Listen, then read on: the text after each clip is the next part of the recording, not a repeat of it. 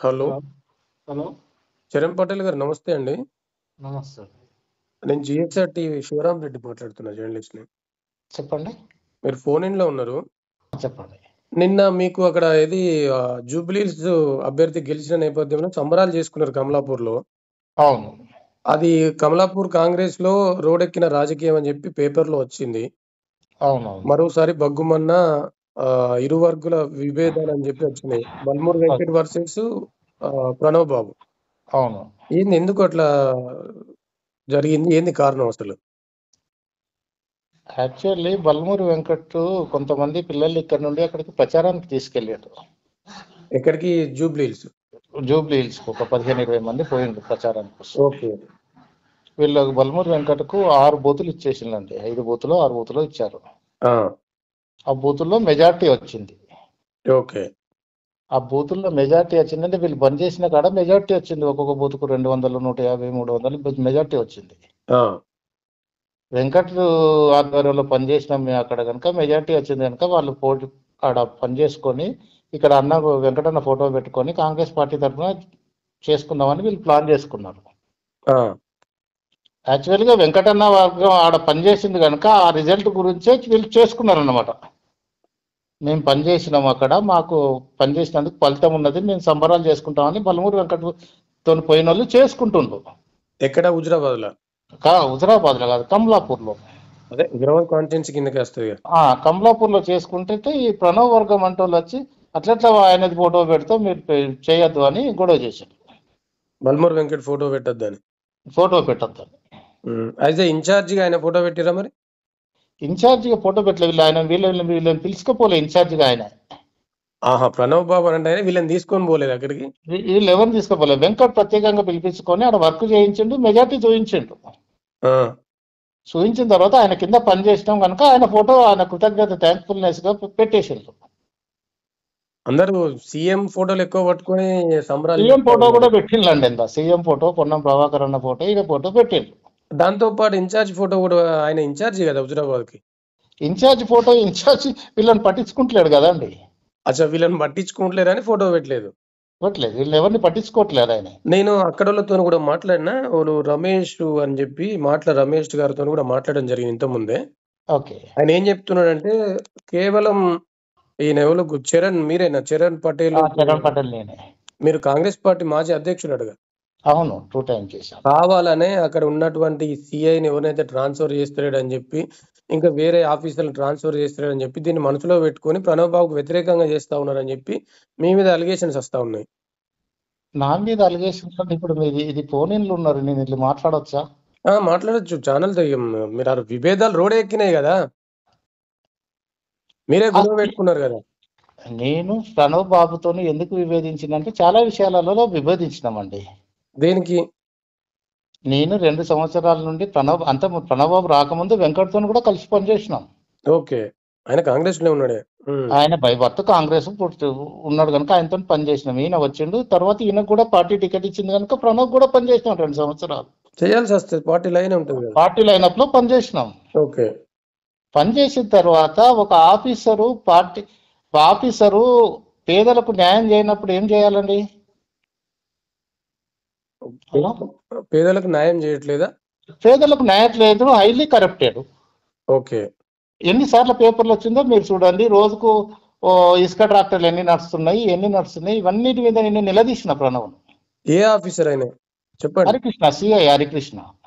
CI Harikrishna కమలాపూరేనా? కమలాపూర్లే. అంటే ఇప్పటికి అట్లే ఉన్నాడా? అట్లే ఉన్నాడు.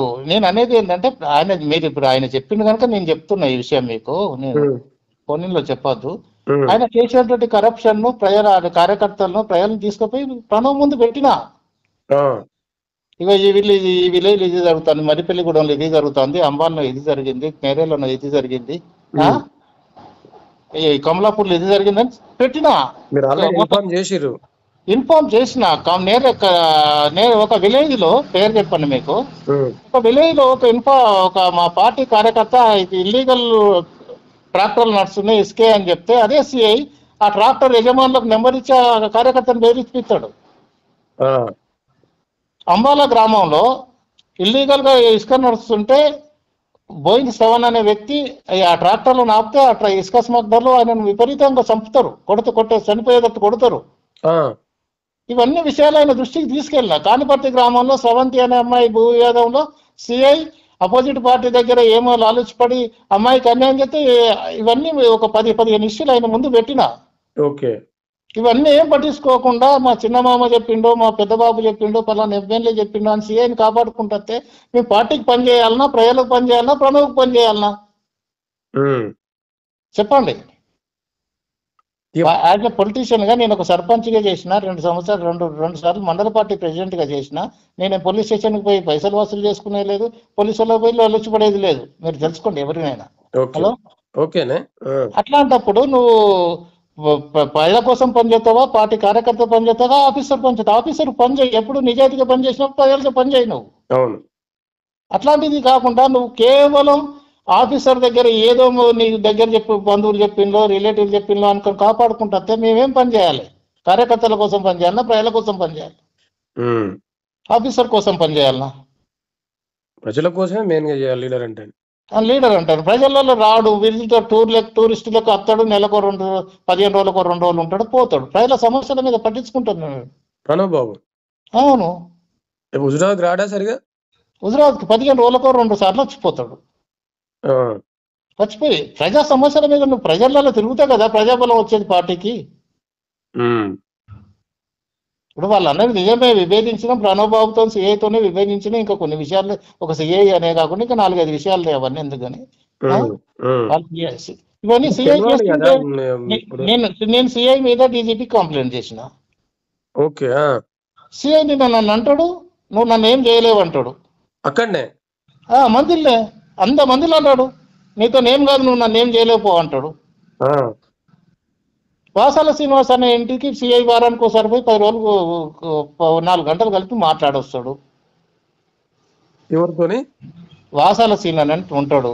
ఓకే, నిన్న కాక మొన్న 13th night 11 o'clock Vasala scene ఊర్లోకి పోయి ఊరు చివరిలో 1-2 గంటలు మాట్లాడుకుని వచ్చేళ్ళు.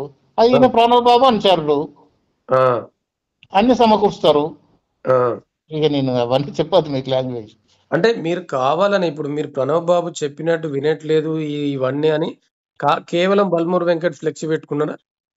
అట్లని కాదు, బల్మూరి వెంకట ఆధ్వర్యంలో వాళ్ళు పనిచేసిన కనుక పెట్టుకున్నారు. ఆడ రిజల్ట్ వచ్చింది కనుక పెట్టుకున్నారు. ఆడ రిజల్ట్ వచ్చిందండి వాళ్ళకి. వాళ్ళు ఆడ 15 రోజులు పనిచేసిండ్రు, ఎట్టి చాకిరి 24 hours వర్క్ చేసి ఆ రిజల్ట్ చూపించిండ్రు కనుక వాళ్ళు మా అన్నాధ్వర్యంలో పనిచేసినందుకు మాకు ఆ రిజల్ట్ వచ్చిందని పెట్టుకున్నారు. కాదు, మీరు ఇట్లా రోడ్ ఎక్కడం వల్ల మీరు సేమ్ పార్టీలో ఉన్నారు, ఇద్దరు వర్గీయులు గొడవ పెట్టుకోవడం వల్ల వేరే వాళ్ళకి అవకాశం దొరుకుతుంది కదా, వీళ్ళు దొరుకుతుంది అండి. ఇన్ఛార్జ్ అంటే ఒకటే అండి, ఇన్ఛార్జ్ అంటే ఆ స్థాయిలో చేసినప్పుడు మనకు ఈ గొడవలు రావు. మొత్తానికైతే ప్రణవ్ బాబు గారు ఎవరిని పట్టించుకోవట్లేదు, సరిగా హుజురాబాద్కు రావట్లేదు అని చెప్తా ఉన్నారా? అవును, ఫైనల్ అది. ఆయనకు కార్యకర్తలు అవసరం లేదు, ఆఫీసర్లు కావాలి. ఆయనకు కార్యకర్తలు అవసరం లేదు, ఆయనకు ఆఫీసర్లు కావాలి. వాళ్ళ రిలేటివ్స్ చెప్పిన వాళ్ళకి ఆఫీసర్లకు పోస్టింగ్లు ఇస్తాడు, ఆఫీసర్లు కావాలి ఆయనకు, అంతే. నేను చెప్పింది కాదు, మీరు లోకల్ గా సర్వే చేసుకొని ఎంక్వైరీ చేసుకోండి. మరి తొందరలో సర్పంచ్ ఎలక్షన్లు, ఎంపీటీసీ ఎలక్షన్ ఉన్నాయి, ప్రభావం పడుతుంది కదా. అది ప్రణవ్ బాబుని అడగండి. Okay, thank you.